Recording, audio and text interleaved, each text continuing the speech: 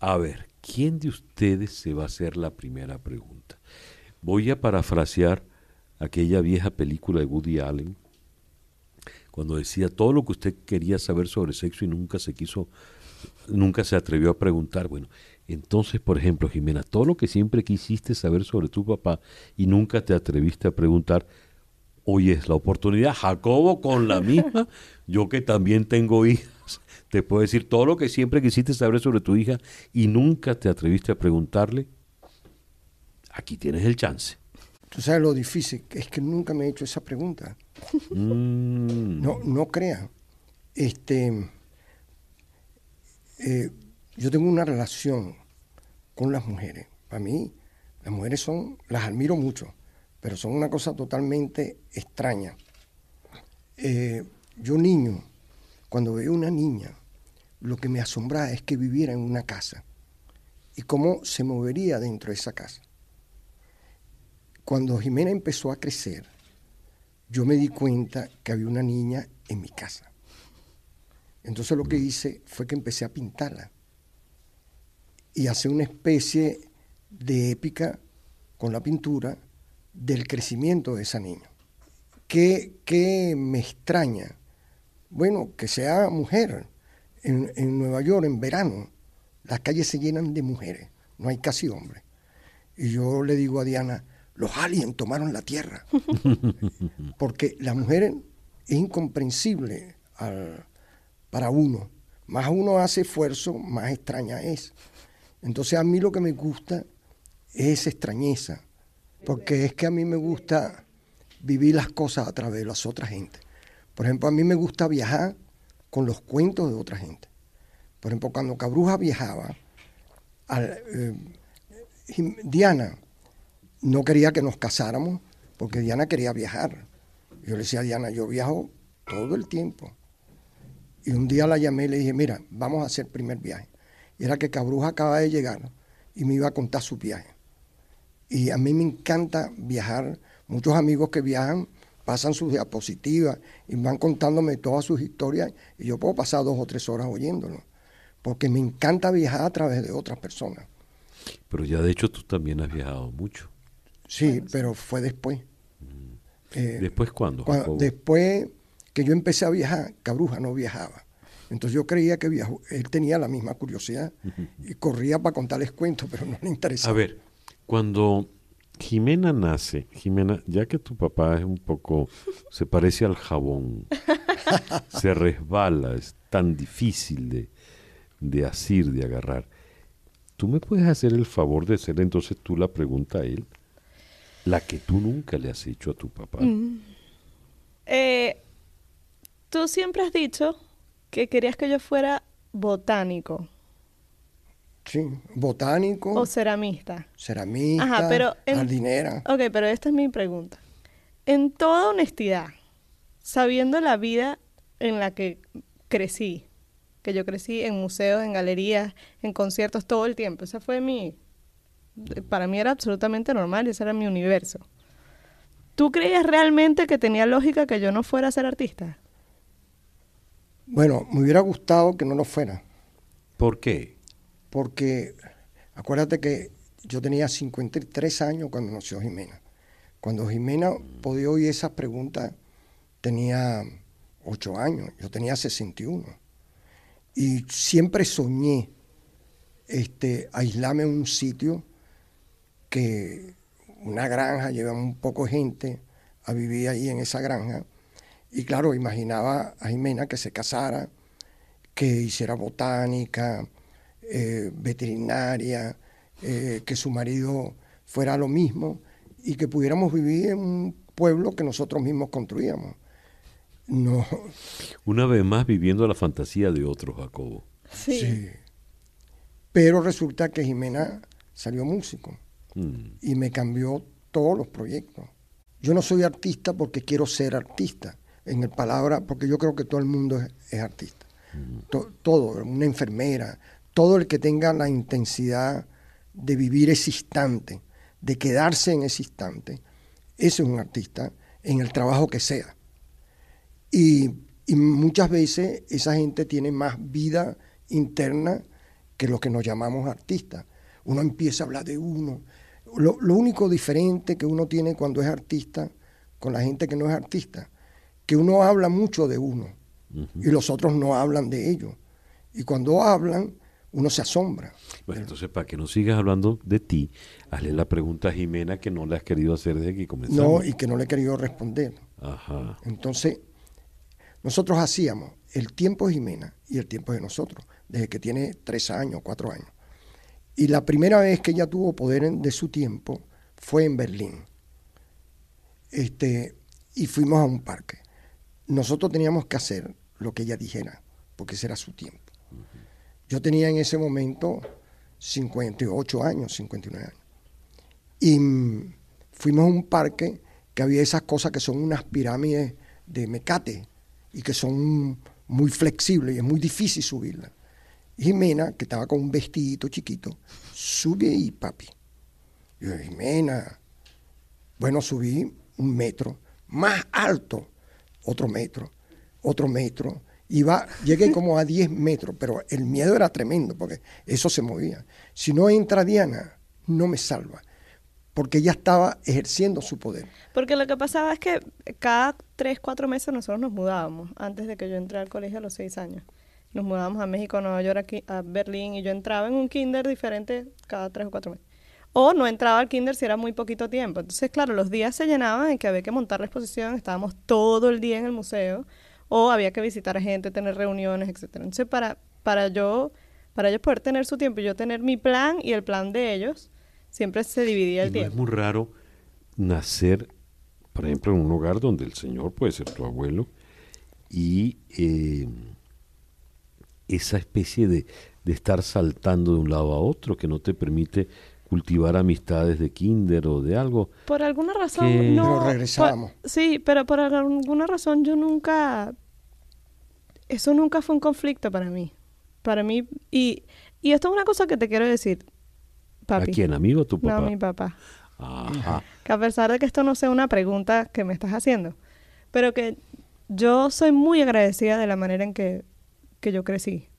Que creo que a pesar de ser una casa loca, de viajar muchísimo, de que me sacaban del colegio 2 meses porque se iba a montar una exposición, de que estaba siempre rodeada de adultos, a mí me es más fácil comunicarme con los adultos que la gente de mi edad.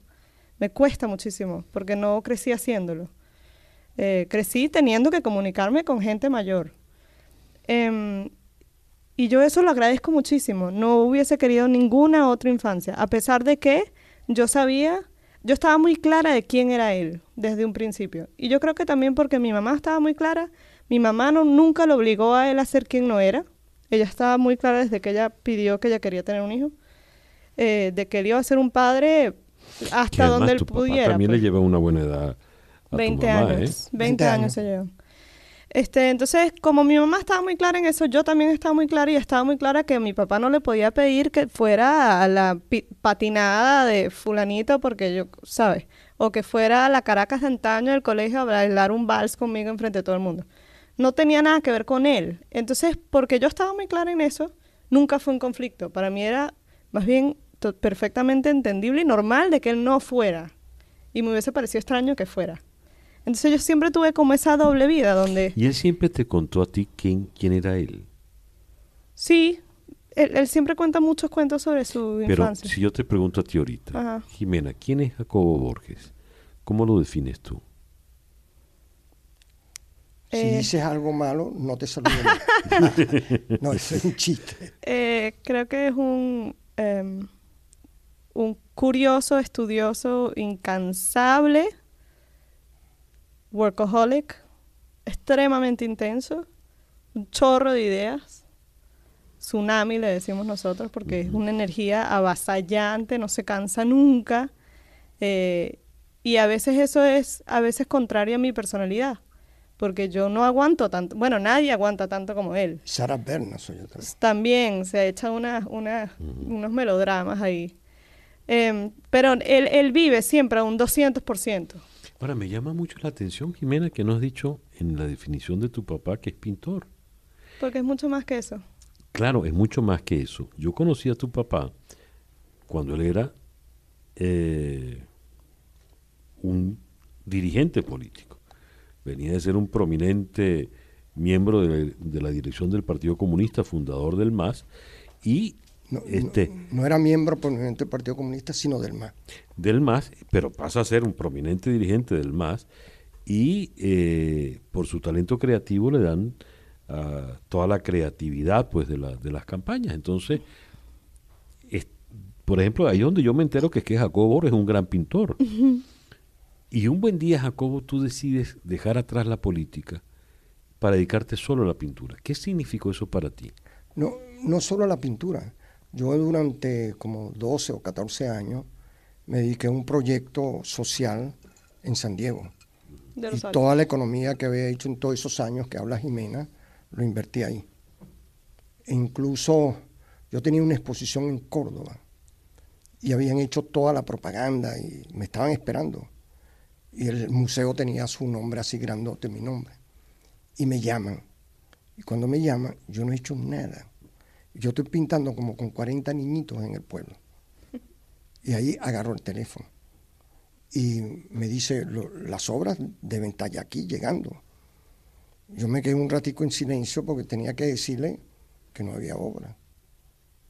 Cuando le dije, esa señora creo que le dio un ataque al corazón ahí. Porque qué hacía con todo el museo, con los nombres, la prensa, todo eso anunciado, y yo no había hecho nada.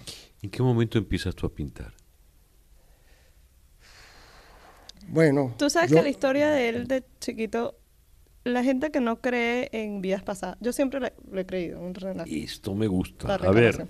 Pero si hay alguien que a mí me hace creer en que tienen que haber vidas pasadas, es Jacobo Borges. Uh-huh. Porque no tiene ningún sentido lógico que un niñito de barrio de Katia, sin zapatos, con 3 hermanos, 2 hermanos y una hermana, que son personas encantadoras, normales, y que él desde los 5 años, 7 años, él sabía que él quería ser pintor. 4. ¿Y de dónde él sacó esa idea que eso existía? Él en su vida había conocido a un pintor. O sea, pata en el suelo catiense, pues. Sí, entonces, ¿de dónde él sacó ese concepto? ¿Y de dónde él iba a la iglesia y decía que le iba a la catedral y le decía a Diosito que si le conseguía unos céntimos que se le habían perdido, él le terminaba el cuadro, la pintura, el mural de Michelena? No. Que él se lo terminaba. ¿A qué edad decías tú eso, Jacobo? 5 años, 6 años. Y que él, eras osado y ambicioso. Si él no se lo terminaba, nadie se lo iba a terminar. Porque es que yo creía que los cuadros inacabados era porque nadie lo podía terminar. Y era porque no lo terminó. Claro. Entonces yo le decía, si tú me haces aparecer el dinero que se me perdió, que era para comprar un queso para la bodeguita de mi mamá, yo te termino ese cuadro. Porque nadie ha nacido para terminarlo y nadie nacerá para terminar. ¿Y eso en una conversación tuya personal? Con un Cristo allí en la catedral. En la Catedral Metropolitana de Caracas. Entonces yo salía a cada momento a buscar dinero y no aparecía y regresaba. No te voy a terminar el cuadro si no me aparece. No, pero primero fue que estabas en una iglesita. Primero estuve en la de San Francisco. Ajá. Y resulta que no me aparecía el dinero. Y dije, esta iglesia no se comunica con Dios. Es muy chiquita. Pero esa era la de los jesuitas. Sí, y entonces de ahí me fui. Primero estuve en Santa Teresa, no me funcionó. Después me fui para la de San Francisco, no me funcionó. Después me fui para la catedral. Y dije, bueno, aquí cuando vi el cuadro, dije, claro, aquí me aparece porque yo lo voy a terminar eso. A ver, ¿y por qué asocias tú esto, Jimena, con vidas pasadas? Bueno, porque es que yo siento que toda su vida, su infancia es muy traumática. Uh-huh. Y sin embargo, tú la oyes contar y la cuentas siempre así sea que su mamá le estaba cayendo a golpes hasta que él se desmaya, o que estaba en la calle durmiendo en París, o que esté cualquier trauma que tú te puedas imaginar que cualquier persona bajo eso sucumbe. Él lo cuenta en ese mismo tono de voz que acaba de contar este cuento, como encima de todo eso. O sea, él venía, ese espíritu de él venía de antes y estaba súper claro, y él atravesó todo eso por encima hasta llegar a donde tenía que llegar. ¿Y de qué vida anterior crees tú que viene? No lo sé. ¿Tú crees en vidas pasadas, Jacobo? Mira, no sé si voy a espantar a la gente que te oye. No. Pero yo creo y no creo. Mi mamá, que era muy religiosa, siempre pensó que yo tenía el diablo adentro.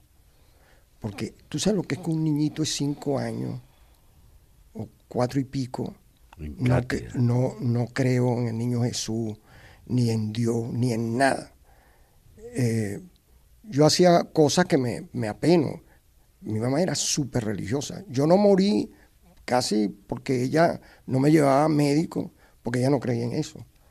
Y cuando ya yo estaba botando sangre por la boca fue que se asustó, porque ella era súper religiosa y yo era todo lo contrario.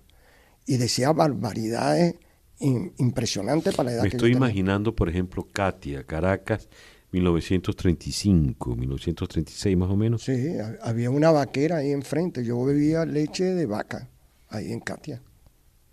Eso era un campo. Cabruja lo describe, es una maravilla. Eso lleno de flores, de cuando llueve se llenaban lagunas, toda esa cosa, ¿no? Pero yo cargaba una carga de disgusto muy grande. ¿Por qué? Bueno, porque yo sentía que, por ejemplo, cuando aparecía el niño Jesús, 2 cuadras o 3 cuadras más abajo, yo veía niños con bicicleta, veía todo eso. Y yo andaba casi sin alpargata, con la ropa rota, un mendigo. Entonces, ¿cuál es la pregunta? ¿Por qué ese niñito tiene eso y yo no tengo nada? O sea, porque el niño Jesús sí le trae a él y a mí no. Entonces yo dudaba de eso. Un día, yo lo he contado varias veces, un día un niñito que está en una casita que tiene un jardincito, claro, en esa época mami era un quintón. Entonces yo me asomo en la rejita y veo que él tiene una bicicleta. Y él me dice que la trajo el niño Jesús. Ellos deben haber sido italianos, porque él era catire. Y cuando él me dice eso... Prejuicio muy de esa época. Sí, cuando me dice eso, yo le digo, furioso, eso no te lo trajo el niño Jesús, eso te lo trajo tu papá y tu mamá. Y en eso apareció la mamá que me oyó y me dijo, niño malo, sucio, y me dijo varias cosas. Bueno, cuando yo iba caminando, yo no tenía edad para creer lo que yo estaba diciendo. Yo lo dije en un momento de disgusto, pero cuando iba solo, yo estaba asustado de haber dicho lo que dije. Y me sentía realmente, como ella decía, como un tipo malo y toda esa cosa. Ahora sí el niño Jesús no me va a traer nada, decías tú, ¿no? Sí, no, y ya no me había traído nunca.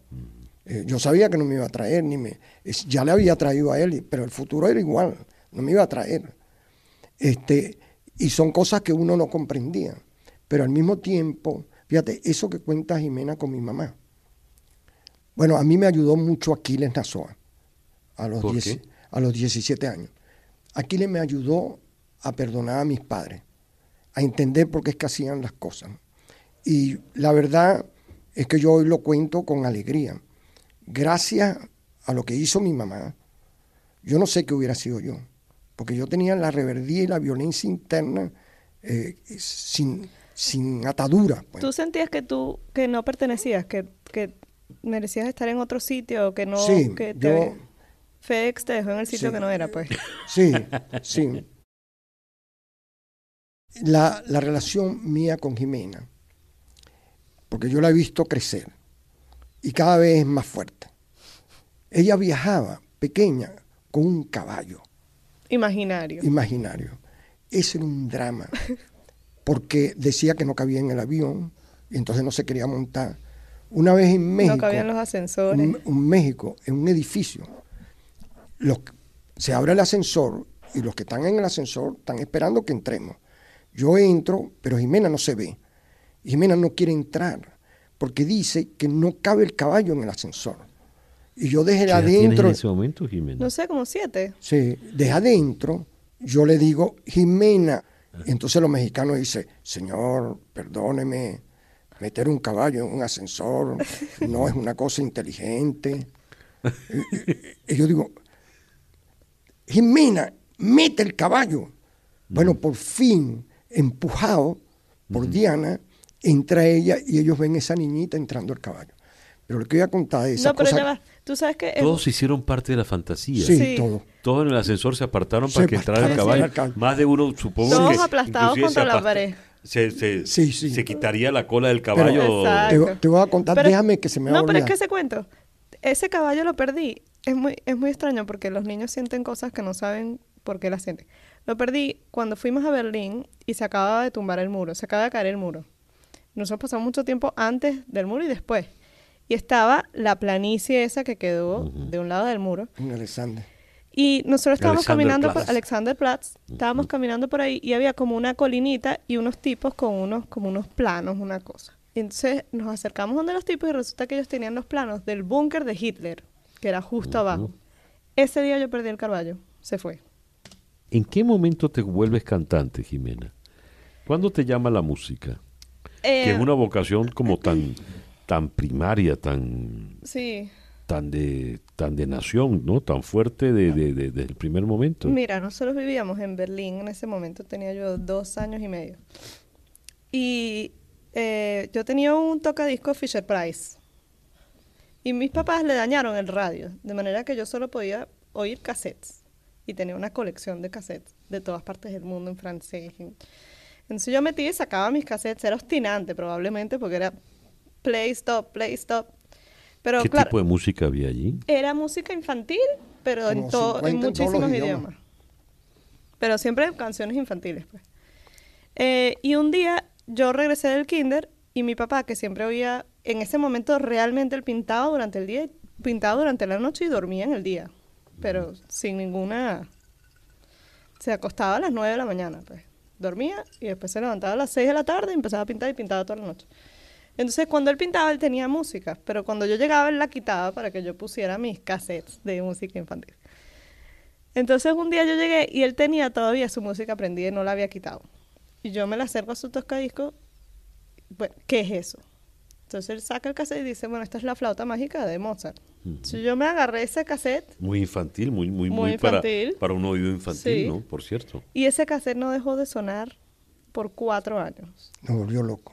Y a todos los amigos. y todo el mundo. No paró de sonar más nunca y yo me en sabía un todas las pedacito, piezas. La Reina en la Noche. Especialmente la Reina de la Noche. Pero todo, yo lo oía una y otra vez, sacaba y la volvía a empezar a oír.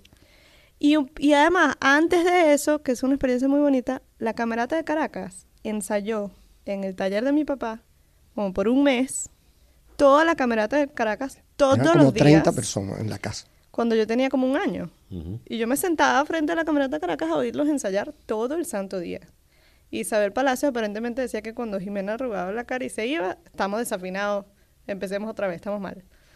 No, desde siempre, estaba muy rodeada de la música y especialmente la flauta mágica me marcó totalmente. Y empecé a tocar violín porque una vecina ahí de Nueva York decidió que el violín era portable y tal, y que el violín era el instrumento. Y yo viajé años con mi violín a cuestas y cada vez que nos mudábamos cambiaba de profesor y otra vez empezar con el violín hasta que un poco me obstiné porque había cambiado mucho y además el violín toma mucho trabajo. Y empecé a tocar el piano y después eventualmente me di cuenta que yo siempre en mi cuarto me encerraba a cantar, pues. Tú sabes que Jimena, perdona que te diga, Sí. Jimena ha sido muy independiente. No ha sido como era yo, un violento. Cuando pasamos una cosa y voy ahí a otra vez porque es bien importante. Mi mamá una vez me pegó con tacos de villana. Cuando qué yo, te pegó? yo llegaba, ¿Pero me por qué te pegó? Ya te voy a decir, llegaba, me cambiaba la ropa, estoy desnudo y me dice que nosotros no teníamos cocina sino un fogón. Entonces me dijo que está en el fogón. Cuando llego ahí desnudo, mi mamá me espera en la puerta. No puedo salir corriendo para la calle porque estoy desnudo. Y me pegó. Yo no entendía por qué me estaba pegando. En fin, me estaba pegando porque le habían dado mi calificación, que era 12. Y entonces yo le digo, el vecino lo rasparon, sacó 8 y me seguía pegando. ¿Y quién fue que sacó 20? Para mi desgracia, el que sacó 20 era el niño de enfrente, que era un excelente estudiante. Y se lo dije. Entonces me siguió pegando. Y me dijo, no te fijes en los que sacan menos, sino en los que sacan más. Y eso lo tengo grabado. Yo nunca he sido pedante, porque siempre estoy viendo el que es mejor que yo. Y siendo así, Jacobo, a estas alturas, a tus 82 años, ¿quién es mejor que tú?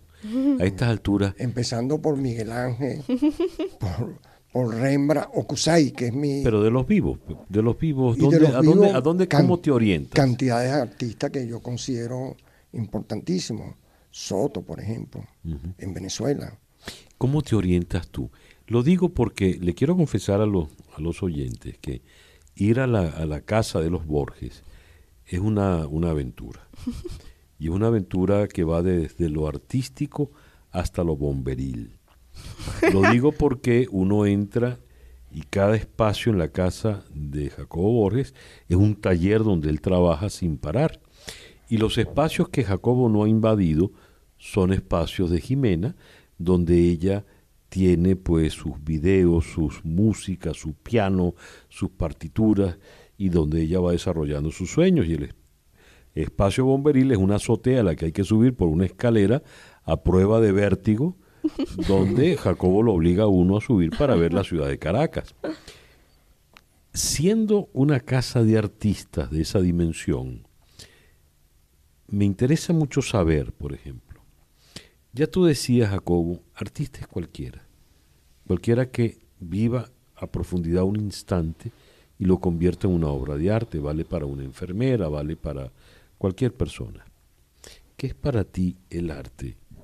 Tú, Jimena, que eres una soprano, pues que se ha cultivado en la música, además en la música más exquisita, en la música académica. El arte para mí es un diálogo, es un acto de comunicación. Es una expresión de sí mismo, pero también es una expresión de algo que uno... Es accesar lo que está dentro de uno que uno realmente no sabe, que es ese subconsciente que le está hablando. Pero yo siento que si no hay el diálogo, ese acto expresivo no tiene tanto valor para mí como performer, digamos. Porque es diferente si eres escritor o si eres pintor, ¿no? Donde tu arte lo puedes hacer solo y ese arte existe por sí solo. Revienta y después, sí. Lo mío existe en el instante en el que ocurre. Y si en ese instante se crea ese lazo, esa conexión, ese láser entre una persona o varias personas, pero con una ya es suficiente. Y para mí ese momento es el momento de iluminación. ¿Y para Jacobo Borges qué es el arte? Bueno, perdona que agregue una cosa con el caso de Jimena que yo envidio, ¿no? Es decir, yo hubiera querido tener padres como no sido nosotros para Jimena. Pero claro, yo soy un padre abuelo. Entonces si yo hubiera sido papá y ella hubiera sido la primera hija, no hubiera sido educada así. Nosotros siempre le hemos dado que sus decisiones las tome. Y además ella ha intervenido como consejera del matrimonio. Ah, caray. Es decir, una niña intrépida, pues. Sí, desde los 7 años. Mira, una vez en San Diego estábamos metiendo unos camiones de tierra y intervino Diana. San Diego de los Altos. De los Altos. El camión, nosotros íbamos a usar esa tierra 100 metros más allá. Pero yo no sé por qué no lo quise meter. Y Diana me dijo, mételos para allá. Cuando vinieron, los metí para allá y se hundió el camión. En un pantano, y pasamos todo el día sacando el camión. En la noche, yo le digo a Diana, no te quiero responsabilizar, pero si tú no hubieras hablado, no estamos todo el día y no el dineral que nos costó. Entonces Jimena está oyendo y tiene 7 años. Sí, porque si a ti te dicen que te tires por un barranco, te tiras. Tú no reflexionas. Para tomar una decisión, uno pregunta y empieza a darme una clase. Le dije, tú sabes una cosa, Jimena, desde hoy tú eres el asesor de este matrimonio. Y entonces lo fue. Ajá. Pero había momentos que uno la buscaba para ver quién de los dos teníamos razón. Me decía, ustedes son grandes y se van a poner de acuerdo. Y yo tengo tarea y no yo tengo tiempo. Tarea y sigan discutiendo. Y ya que hablamos de las parejas, ¿y tu vida de pareja cómo es? Muy bien, Jimena. Mi pareja es diseñador gráfico. Ajá. Con lo cual en verdad cabe perfecto porque mi mamá también es diseñador gráfico. Ajá. ¿El qué hace? ¿Dónde está? ¿De dónde Él es? vive en Nueva York, pero es de Nebraska. Y no me consultó nada a mí. Estamos por terminar. Ahora sí te quiero agradecer, Jacobo. Hemos pasado no sé cuánto tiempo. Yo te he estado pidiendo una pregunta a Jimena, que con tu habilidad natural la has evitado, la has eludido. Entonces, por favor, ya Bueno, para cerrar, hazle la pregunta que siempre quisiste hacerle a No. Jimena y nunca te atreviste a hacerle. Nunca he querido hacerle ninguna pregunta, pero ahorita le puedo hacer una pregunta. ¿Cuándo Jimena piensa tener un hijo? Pregunta de papá a una hija. No, yo no quiero tener ningún nieto. No. No, pero ¿para ya qué? la pregunta salió. Jimena, tenga la fineza de responder, por Ok. favor. Mira, se papi. puso roja. Claro, Sí, se ha bueno, puesto una pregunta colorada. intensa. Déjame quitarme el suéter, ya va. Mira, en verdad ahorita tengo aceleradísimo el instinto maternal, pero hay ciertas cosas que quiero hacer con mi carrera antes, pero yo creo que en 3 años, 4 años tendrás un nieto. Vas a nacer con la misma edad que tú naciste con tu mamá, Exacto. que es a los 33 años. ¿Te parece? Y la pregunta que quieres hacerle, que nunca le quisiste hacer a tu papá, ¿cuál es, Jimena? Así como nunca te pedí que me acompañaras a los 15 años y esas fiestas horribles, cuando me case me vas a acompañar. Depende de donde sea. Porque si decides hacerlo, por ejemplo, en Japón, ¿Y si tengo te que mando a pensar si buscar en hago mi ese avión viaje. imaginario? ¿Ah? Si te mando a buscar en mi avión imaginario. O con su caballo O con imaginario. tu, claro. Bueno, me estás poniendo en un problema difícil. Porque hoy uno por Skype yo puedo estar ahí en ese matrimonio. No. Estar en vivo. Esa es la pregunta. Bueno, yo te puedo decir que sí aquí y después no lo hago. Jimena, aquí entre nos, y nadie nos está oyendo, yo estoy seguro que Jacobo se va a montar en ese corcel imaginario y va a cabalgar a todo galope hasta el sitio donde te cases. Tú no le cantas a tu papá una nana para dormirlo, ya que los papás y las mamás cantan nanas para dormir a los hijos. Every time I feel the spirit moving in my heart, I will pray. Every time I feel the spirit moving in my heart, I will pray. Mil gracias a Jimena y a Jacobo Borges. De verdad que sí. Mil gracias.